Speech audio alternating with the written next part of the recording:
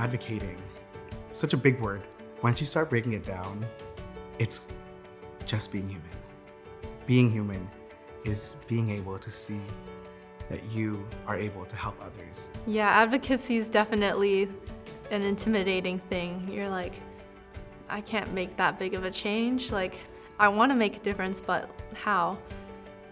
And it literally just starts by wanting to make that change and telling people that you want to make that change. You can start advocating for mental health by just taking a small step of just having a conversation with someone and ask how they're doing. You can talk to your friends, family members, co-workers, and just listen to how they're doing.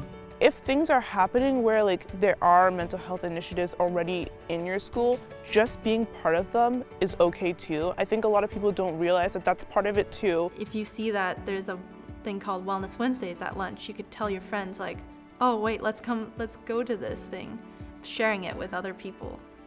Another really great opportunity to start advocacy is to find groups in your community that are looking for people with a specific lived experience. So there's a lot of healthcare organizations that are looking for youth in high school who have challenges with depression, anxiety, even things like diabetes.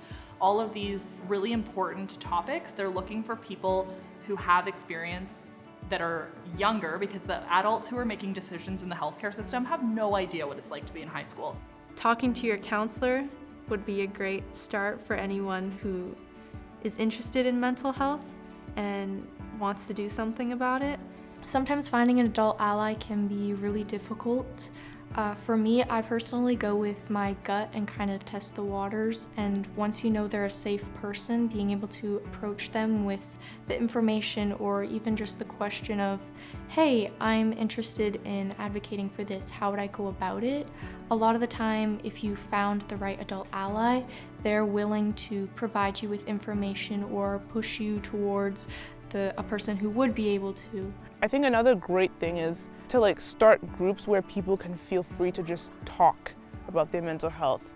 Just sit there and just talk about what's going on and how they're feeling. And even though we're not therapists or anything like that, no, but people need connection and people need to be together. So just being around each other and being able to hear other people's stories and just feeling like there's people there who are there for you and wanting to listen to you can be really helpful. It's also important to know your own boundaries, because you can't be advocating 24/7.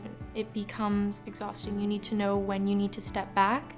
That way, when you are advocating, you can put your 100% out there and you can give the best information possible. To everyone who wants to get into advocating for mental well-being and mental health, I would recommend them to start taking care of themselves first.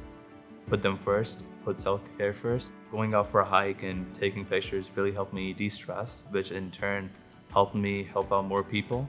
Personally, for me, a lot of my coping mechanisms come from artistic things such as drawing, filmmaking, listening to music, creating music.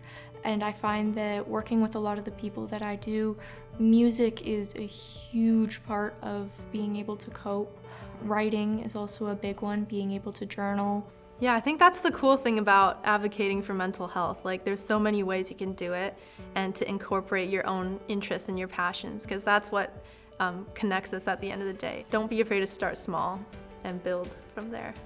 So long as you educate yourself and you have all the information to back yourself up, and you're able to reach out to a staff member or a teacher to be your sponsor teacher, and you're willing to push for it, anything is basically possible.